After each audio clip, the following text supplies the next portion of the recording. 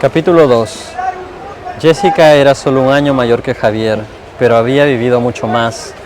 Demasiado, le decía antes, cuando ella todavía no lo había expulsado de su vida. A veces pienso que sería mejor olvidarme de todo, de todos, y borrarme para siempre de este lugar, repetía en aquel tiempo, angustiada. Ese de todos incluía a Javier. Él estaba seguro de eso, y en ello radicaba su frustración. Ella nunca mencionó su nombre en las fantasías que tejía cuando se encontraban detrás del colegio, en ese espacio desolado en el que se alejaban del mundo. Jessica había leído mejor la situación. Soñaba con escapar. Y nunca tomó en cuenta a Javier porque siempre tuvo claro que aquella relación no tenía futuros posibles. Javier, en cambio, pensaba distinto. Fue ingenuo e insistió con todas sus fuerzas, mientras pudo, mientras ella lo permitió. Gracias. Amigos y amigas que leen por gusto, Jack Martínez Arias, escritor, amigo, tiempo que no viene después de Estados Unidos, donde radica Lima, y está aquí para presentar su tercera novela, Te he seguido, un título pues westfaliano. Totalmente. Muchas gracias por la invitación, es realmente un placer estar contigo una vez más.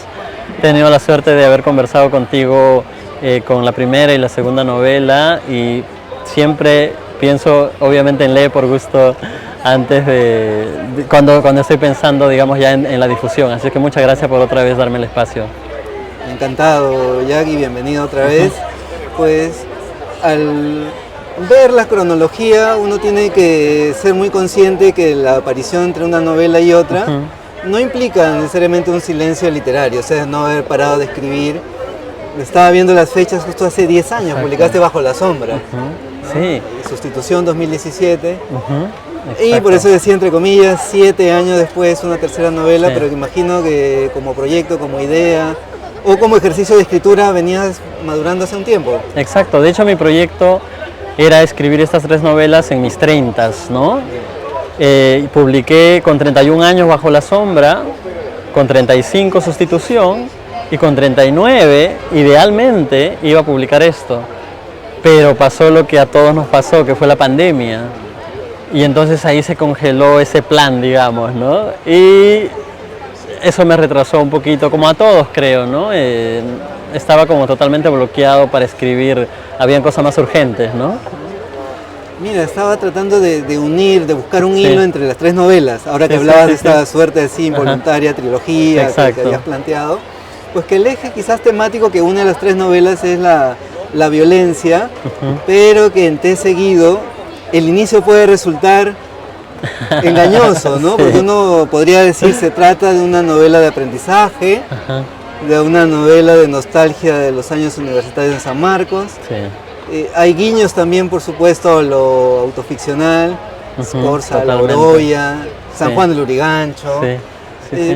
Pero ¿cómo surge el proyecto de esta novela y cómo decides enmascararla en el buen sentido para en un inicio pues llevarnos por un camino y luego no, el eje, el núcleo de la novela es totalmente distinto? Sí, bueno, tratar de no arruinar la lectura y no voy a contar un poco de qué va, pero siempre mi idea es como el inicio y sea una invitación a algo, pero de pronto una vez que el lector está esperando ese algo, se encuentra con algo totalmente diferente, ¿no? Y totalmente distinto, ¿no? Entonces, en mi primera novela, por ejemplo, al inicio parecía que se configuraba un protagonista y ese protagonista muere en el primer capítulo, ¿no? Entonces, y la historia realmente no iba por ahí. Entonces, trato de hacer una propuesta en la que, no voy a decir engaño, pero trato de seducir un poco al lector, pero luego quiero darle algo más, ¿no? Entonces, algo diferente. Entonces, sí, es un inicio, no voy a dar muchos detalles, pero es un inicio que de alguna manera es engañoso, ¿no? Pero ya ahí el lector verá en qué sentido. Sí. Pausa comercial. Quiero agradecer a Lancome por el espacio y las facilidades para grabar esta charla aquí en su stand. Nuevamente a Aldo Gutiérrez y al amigo José Carlos Picón por la gestión. Sí, por supuesto, sí. Yo también quiero agradecer por el espacio, ¿no? Que está muy lindo además, muy concurrido, así es que muchas gracias a Lancome también, sí. Fin de pausa comercial. Entonces, mira, el inicio podría, decía yo, porque claro, nos remite a Javier y Camila. Inicialmente uno piensa que esa es la historia de un amor que está en proceso, que se quiebra inicialmente. pero luego esta historia nos va llevando por otro camino. Pero tratando de vincular un poco también a tus intereses, pues aparece ahí como un buen pretexto, ¿no? La poesía, la literatura, ¿no? Y la relación de este personaje Javier con la poesía y con la literatura en particular, ¿no? Sí, ¿cuál fue el punto de inicio de la novela, la primera idea? Sí, bueno, la primera idea es muy clara, ¿no? El primer momento es muy claro. La novela tiene 9 capítulos y cada capítulo tiene lo que a un buen amigo mutuo que se llama Marlon Aquino le llama núcleos emocionales, es decir, parte de algo que me ha impactado en la vida y se ha quedado en mi cabeza dándome vueltas siempre. Y tengo muchas imágenes como tú, como todo el mundo, ¿no? Algunas cosas son traumas, algunas son cosas impactantes, algunas cosas son cosas fabulosas. Entonces lo que he tratado es de coger esos momentos que siempre vuelven a mi memoria y a partir de allí hacer ficción. Por ejemplo, hay una cosa que nunca se me ha ido ni escribiendo la novela, ¿no? Que es la primera vez que yo llegué a Lima, que fue a los 11 años. Y mis padres me trajeron de La Oroya para Lima. Entonces, imagínate, un niño de 11 años, ¿no? Llego a la estación Desamparados por tren en ese tiempo, iluminado. Bueno, es tu casa también, sí, ahora, ¿no? Exacto, lo que ahora es la Casa de la Literatura, ¿no? Entonces, todo iluminado, impresionante, pues, ¿no? La arquitectura espectacular, ¿no? Me quedé maravillado, ¿no? Entonces salgo, damos una vuelta, veo iluminado el municipio, el Palacio de Gobierno, y me quedé como impresionado. Pero de inmediato vamos al Congreso y tomo la línea 23, ¿no? Que es un bus que va de San Borja a San Juan de Lurigancho. Y bueno, cruza el puente de Abancay y se empieza a dirigir a San Juan de Lurigancho. Y de pronto, te estoy hablando hace muchos años, ¿no? Veo que las casas van desapareciendo, cada vez hay menos casas y luego oscuridad, ¿no? Porque todas las casas con esteras, y llego, que era el último paradero de la 23, bajo de allí, nunca vi una noche tan oscura, ¿no? En mi vida y en mi memoria, ¿no? Tierra, tenía que ver bien hacia dónde me llevaban mis papás, yo estaba casi sin ver nada, ¿no? Entonces para mí fue muy impresionante, en cuestión de menos de una hora, ver algo súper iluminado y algo grandioso como la Plaza de Armas y la Estación Desamparados, y de pronto una oscuridad total, ¿no? Entonces, ese por ejemplo es como el núcleo, y lo habrás notado de alguno de los capítulos, no recuerdo exactamente en cuál, ¿no? Entonces, trato de coger momentos como ese y a partir de ahí explorar y envolverlo con ficción. Muy importante e interesante lo que dices, Jack, porque tratando de, claro, uno busca que el lectora se acerque al libro, no arruinarle la sorpresa, y de eso se trata también, charlar con el autor. Pero inevitablemente, tú me dirás con mayor precisión, un vínculo, ¿no? Algunos escritores dicen, uno no puede escribir de aquello que no le es cercano, ¿no? Uno no podría, claro, el elemento ficcional tiene un peso para que sea una novela, si no sería una crónica, un testimonio. Pero no se puede escribir ficción, ahí es donde te traslado la respuesta, la palabra, de aquello que no te concierne. Y aquí en esa novela hay de eso. Exacto. ¿No? Bueno, gracias, y si lo has notado estoy muy contento porque la idea justamente era que haya algo, digamos, los lacanianos dirían lo real, ¿no? Que haya algo real, que no significa lo mismo que realidad o lo mismo que biografía, ¿no? Pero que haya algo real, algo que me mueva a mí primero, ¿no? Para luego intentar mover un poco a los lectores, ¿no? Estoy totalmente de acuerdo con eso y algunas veces he intentado, como algunos ensayos, de escribir algo de ficción sobre algo que no me atañe, digamos, de alguna manera, y se nota pues muy frío, ¿no? Entonces digo, bueno, por lo menos que sea algo que salga de muy adentro, y así tal vez hay un poco más de chances de llegar al lector, ¿no? En Sustitución, por ejemplo, tu segunda novela, aparentemente es algo ajeno a ti porque es Estados Unidos, claro, vives allí, pero no tienes esa cercanía emocional o lo gringo, vamos a decirlo así, pero ahí se intersecta lo autoficcional. Exacto, y ahí aparece La Broya, ¿no? Que es otro lugar que está muy clavado en mi memoria, ¿no? La primera infancia la viví allí, entonces podemos hablar de eso también en algún momento. Crecer en una de las ciudades más contaminadas del mundo es una experiencia, ¿no? que digamos todavía no la he superado, ¿no? Entonces en ese libro, por supuesto, está en Estados Unidos, pero aparece el migrante orollino, ¿no? De la época de mi abuelo, ¿no? De hecho muy inspirada en las historias de mi abuelo, de cuando la empresa estaba en un gran apogeo en ese entonces. Sí. Otro aspecto de Te he seguido, te voy a preguntar también cómo llegaste al título, por cierto. Por supuesto. Otro aspecto importante de Te he seguido es esta mirada de la violencia, ¿no? Porque hay, claro, tú lo sabes muy bien, Jack, novelas sobre la violencia política, novelas que se circunscriben a ese periodo histórico.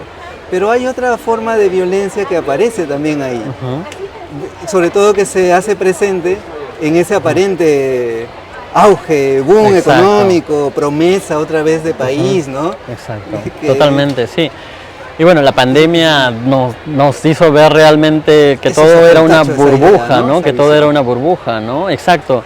Y digamos, en mi niñez, en San Juan del Lurigancho, de alguna manera, desde el margen se podía ver cómo este discurso afloraba, ¿no? Y cuando yo iba a la universidad, me acuerdo, inicios de los años 2000, ¿no? Empezó la campaña de Marca Perú, por ejemplo, ¿no? El Perú es chévere, se come rico. Yo no había probado la mitad de esos platos, ¿no? Y obviamente no había visitado ninguno de los restaurantes de esos chefs que aparecían allí, ¿no? Y todavía no lo he hecho y no lo voy a hacer, porque de alguna manera considero que es parte de un discurso mentiroso, ¿no? Algo que no es real, ¿no? Entonces, no sé a dónde estoy yendo ahora. Me preguntaste... Estaba llegando un poco a la violencia, pero claro, esta violencia actual ya no tiene una cuestión manifiestamente política, ¿no? Como esa violencia interna, pero hay una violencia social. Exacto. ¿No? Entonces, exacto, y en San Juan del Lurigancho es como si nunca se hubiera salido de eso, ¿no? Por lo menos en los años en que yo viví, ¿no? Entonces traté un poco de representar eso y de ahondar en eso, ¿no? No es que todo es paja, no es que todo es chévere, ¿no? Como se suele mencionar incluso en la literatura, ¿no? Sino que hay otras realidades y me interesa mostrar esas perspectivas porque estoy hablando del distrito más grande, ¿no? Del Perú, el más poblado creo que de Latinoamérica, y dónde están sus representaciones literarias, ¿no? Y cuántos escritores tenemos allí, ¿no? Así es. Entonces, por ejemplo, Brian Paredes, que también salió con Dendro hace poco, me dio mucho gusto que haya salido un libro como ese, espero leerlo muy pronto, pero me interesa también mucho posicionar un poco, o descentrar, mejor dicho, la literatura en ese sentido, ¿no? Salir un poco del círculo, ¿no? Miraflores, ¿no? San Isidro, ¿no? Que desde Vargas Llosa y Bryce lo tenemos. No tengo nada en contra de eso, pero creo que tenemos mucho más riqueza y muchas más cosas que contar también en otros espacios, ¿no? Que es muy sintomático también en la medida que, si hablamos de literatura, la ubicación misma de las librerías se condicen también con la forma donde se manifiestan, donde se ambientan esas historias, ¿no? Y faltan esas otras historias también de, entre comillas, periferia de Lima, que es muy relativo esto. Muy relativo, y la Lima moderna, que también es... Claro, exacto. Entonces sí, totalmente de acuerdo contigo. Y nada, de alguna manera este es un intento de eso, ¿no? De responder un poco, bueno, las tres novelas, ¿no? Un intento de responder desde los márgenes, digamos, ¿no? Y tratar de hacer ver, pues, que hay historias, ¿no? Y que probablemente no sean las historias a las que está acostumbrado el lector común, digamos, ¿no? Pero que creo que es importante que haya algunos escritores que intenten por ese lado, ¿no? Y ahora sí, ¿cómo llegaste al título? Bueno, el epígrafe y nos presenta el poema muy conocido, ¿no? De Melodolfo Westphalen. Te he seguido, borrándome la mirada y callándome con el río al acercarse al abrazo, ¿no? Me he callado porque el silencio pone más cerca los labios, porque solo el silencio sabe detener a la muerte en los umbrales, ¿no?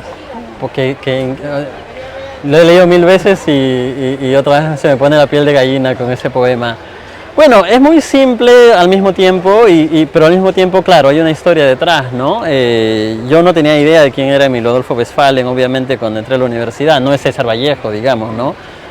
Fuera de los circuitos, digamos, literarios, no es muy conocido, ¿no? Entonces yo tenía 17 años y tuve la suerte de llevar un curso con Pablo Guevara, gran poeta nacional también. Una suerte inmensa. Y todo el semestre se la pasó hablando solo de dos poetas. Todo el semestre. La mitad del semestre, Trilce, de Vallejo, y la otra mitad del semestre, Las ínsulas extrañas y Abolición de la muerte, de Emilio Adolfo Westphalen.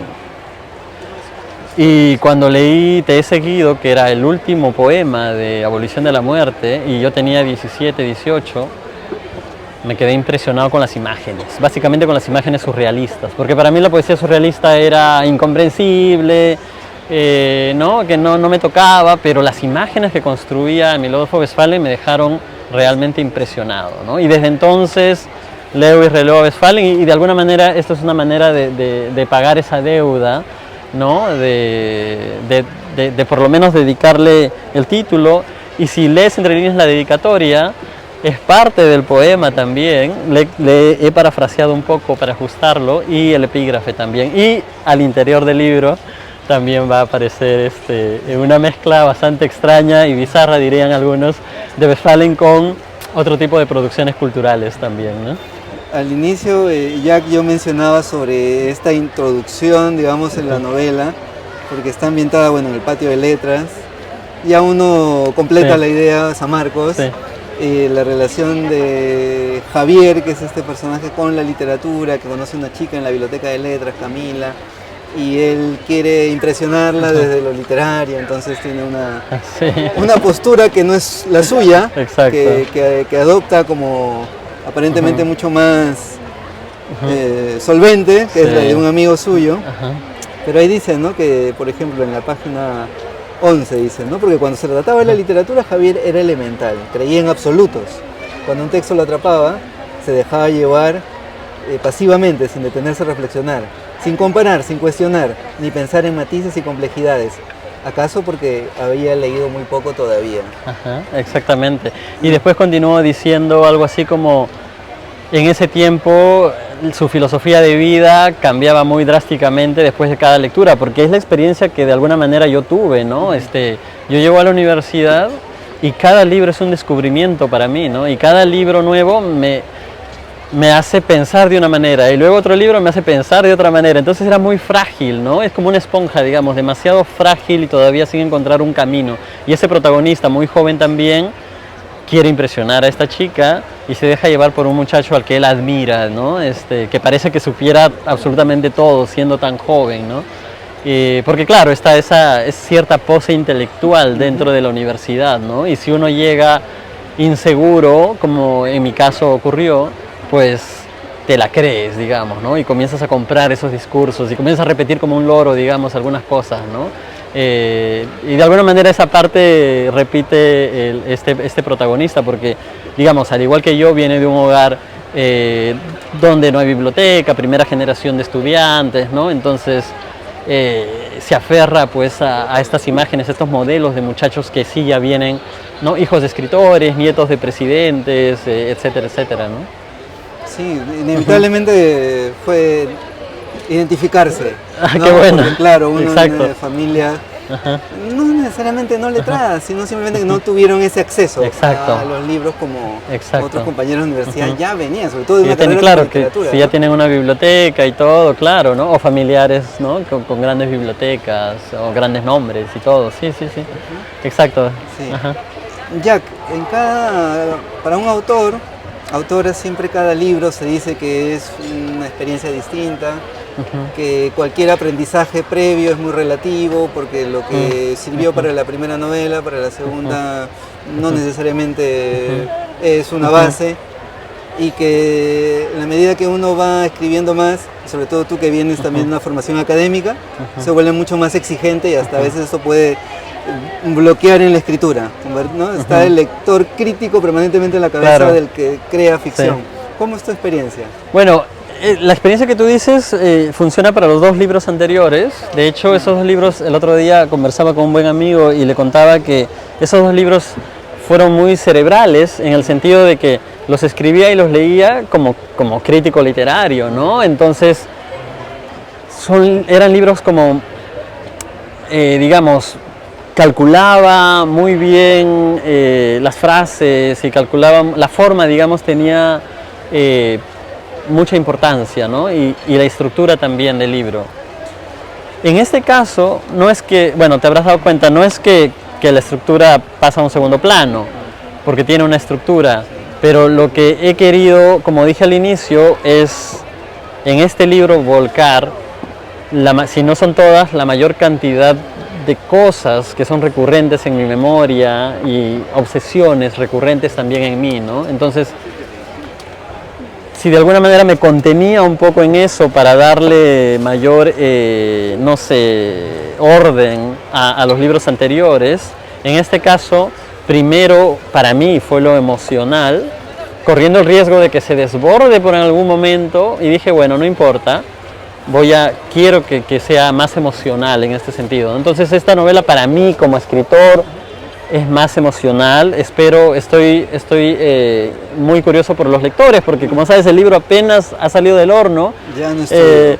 Exacto, entonces vamos a ver qué pasa, pero por lo menos en la producción esta vez ha sido mucho más emocional que cerebral, ¿no? Mucho más nervio, repito, por lo menos al momento de entregarlo, de escribirlo. Porque es cierto, Jack, yo al inicio, leer las primeras líneas, me imaginaba, teniendo referencia a las anteriores novelas, exacto, un inicio menos sentimental, pero a la vez me fue grato porque dije que qué bueno que se haya permitido hacerlo, sí, porque en la literatura seria, comillas, claro, no tiene mucho prestigio ser ni exacto, sentimental ni utilizar el humor, ¿no? Ajá, en la literatura peruana, exacto, digo, limeña acaso. Sí, totalmente, una literatura muy conservadora, ¿no? Y así somos formados. Entonces cuando escribe uno, especialmente en sus primeros libros, no puedo usar mucho humor porque van a pensar que soy light, que no soy serio, ¿no? Y si soy romántico, soy cursi, ¿no? Entonces hay que ser solemne, ¿no? Y creo que pecamos un poco de eso, pero sí, gracias por tu apreciación. Sí, eso, y teniendo en cuenta además que es como llevar al lector, acaso engancharlo en el buen sentido de la palabra, para luego presentar ya la historia de cada uno de estos personajes. Exacto. E ir al núcleo. Exactamente. Ese núcleo que está ahí en la novela. Sí. Y que es interesante porque podría seguir contando las peripecias, las experiencias emocionales de este personaje, sí, pero cuando desde la literatura se explora este conflicto, ¿no? Sí, ya la historia va siendo muchísimo más esférica. No sé qué percepción tienes tú de esa forma que uno le puede dar a la novela. Sí, exactamente, ¿no? De alguna manera la novela, sí, es esférica en ese sentido, ¿no? De alguna manera la novela es un recorrido, ¿no? Por estas peripecias, básicamente es un protagonista, pero luego yo he intentado darle que digamos, la chica de la que él se enamora también tenga mucho espacio para su historia, ¿no? De hecho, tiene creo que casi la misma cantidad de espacio, y si no, por lo menos un gran espacio para ella, ¿no? Y esta novela, a diferencia de las dos anteriores, está en tercera persona, ¿no? Las dos anteriores están en primera persona. Y la decisión de hacer la tercera persona era justamente iba por allí, ¿no? Para hacerla un poco más redonda en el sentido de darle voz a distintos personajes, ¿no? Básicamente a estos dos personajes principales, ¿no? Pero también algunos otros secundarios que aparecen. Y la tercera persona me permitía dar esas voces, ¿no? En cambio, cuando escribía en primera persona tenía que ingeniármelas, y a veces era más difícil, tenía que ingeniármelas para saber en qué momento, cómo expreso la experiencia de otro, que no sea el protagonista, ¿no? Entonces, esta vez dije, bueno, voy a hacer en tercera persona y va a seguir cierta estructura y va a ser de alguna manera circular, ¿no? De alguna manera va a volver a ese momento en el que inició, ¿no? En términos cronológicos, por lo menos. Ajá. Bien, Jack, el libro ya está en físico. Sí. Hay una relación con el libro. Totalmente, objeto, ¿no? Exacto. No sé, creo que casi somos de la misma generación. Totalmente. Yo he intentado mucho leer en Kindle. Se puede, tiene sus grandes ventajas también, la portabilidad, etcétera. pero con el libro en papel es una cuestión hay otra relación. Y por eso te agradezco doblemente por haber leído el electrónico, apenas sale así es que bueno, ahora en algún momento cuando quieras darle otra mirada ya está el libro físico. Y no quiero dejar pasar por alto las felicitaciones a Fran Gutiérrez también. Exacto. De Dentro, que es una editorial independiente que está apostando y contribuyendo a darle variedad también a esta bibliodiversidad, como le dicen. Totalmente, a mí me encanta haber salido con Dendro y sí, de todas maneras hicieron un gran trabajo, está muy bonito el libro, así es que nada, los invito, si ven este video durante la feria, lo pueden encontrar en el stand del Independiente y también en el stand 66. Así es, entonces, en la Feria del Libro, donde estamos ahora mismo, que va hasta el 6 de agosto, y luego también en librerías. Jack, pues inevitablemente, aprovechando que nos vemos después de tiempo, quisiera, como el tiempo, uno va cambiando de lecturas o reafirmando algunas, entonces en este nuevo pedido de 5 libros favoritos, me gustaría saber qué nuevas lecturas, o si no, mantener las que ya tenías, pero hablar de 5 libros favoritos para quienes están viéndote y escuchándote puedan conocerte como lector. Sí, bueno, voy a mencionar 5 libros que están muy relacionados a la novela, porque ya no quiero repetirme, ¿no? Ya he hablado de 5 libros y 5, ya sería como 5 diferentes, y bueno, voy a empezar con poesía. Emilio Adolfo Westphalen, del que ya hablé durante la entrevista. Recomiendo Abolición de la Muerte, ¿no? Es un libro antiguo de los años 30, hay una edición facimilar que espero todavía se pueda encontrar. Son poemas impresionantes, ¿no? Y creo que a todo lector y a toda persona que quiera escribir, Westphalen es un gran modelo no solo de lenguaje, sino de creación de imágenes, ¿no? A mí me gusta mucho intentar crear imágenes en mi escritura, ¿no? Ser muy visual en mi escritura, y Westphalen tiene líneas que de por sí mismas son grandiosas imágenes surrealistas, ¿no? El segundo, que también está relacionado con este libro, y cuando lo lean verán por qué, es Las imprecaciones de Manuel Escorza, ¿no? Seguramente muy opuesto a Westphalen, Las imprecaciones es más bien súper directo, ¿no? Casi épico, buscando una poesía social, ¿no? que me gusta en la cuestión emotiva, en la fuerza que promueve mientras tú lees los versos, como Epístola a los poetas que vendrán, por ejemplo, ¿no? Obviamente habrá gente que dice, bueno, eso es desfasado, pero más allá del mensaje, lo que me interesa es la fuerza con la que se pudo haber leído, ¿no? En aquellos años, ¿no? En los años 50, ¿no? Que todavía la revolución cubana está pendiente, que todavía hay toda una ilusión del socialismo, pues si uno piensa en ese momento, son poemas muy potentes, ¿no? Muy potentes. En tercer lugar, me gustaría hablar de Retorno a la criatura, poemario de Pablo Guevara, que Pablo, yo le tengo un cariño enorme, y lo conocí en la universidad y me enseñó a Vallejo y a Westphalen, que son los más grandes poetas para mí, y Retorno a la criatura, su primer libro, es el que más me gusta, ¿no? Especialmente este famoso poema sobre mi padre zapatero, ¿no? Y luego, por la naturaleza del libro, voy a mencionar a Los inocentes de Osvaldo Reynoso, ¿no? En realidad la generación del 50 me fascina porque son aquellos que narran una migración, ¿no? Narran estos márgenes de Lima, pero en ese tiempo el márgenes de Lima no era San Juan de Lurigancho, ¿no? Los márgenes de Lima era el Porvenir en la Victoria, ¿no? Entonces, totalmente otra Lima, totalmente diferente, pero ese espíritu de seres excluidos, digamos, ¿no? Por el centro, está ahí en la generación del 50, ¿no?